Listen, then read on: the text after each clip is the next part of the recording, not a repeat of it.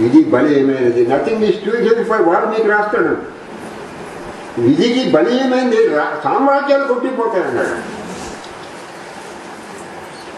విధి నీకు వక్రిస్తే సామ్రాజ్యాలు కొట్టిపోతాయి అన్నాడు ఎవరు? వాల్మీకి. విధి బలీయం మరి. Nothing is too heavy for destiny.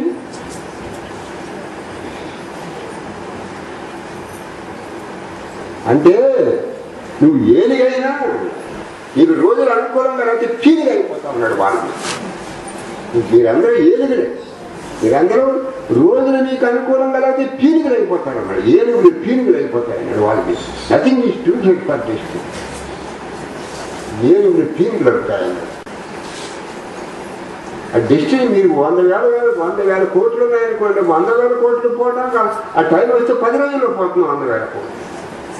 British సామ్రాజ్యం అంతరించిపోయిందని మొఘలాయి సామ్రాజ్యం అంతరించిపోయింది. సామ్రాజ్యాలు అంతరించిపోయినాయి. ఏ నిమిషానికి ఏమి జరుగునో ఎవరు హించెదరు, ఏ నిమిషానికి ఏమి జరుగునో ఎవరు హించెదరు. విధి విధానమును తప్పించుటకై ఎవరు సాహసించెదరు,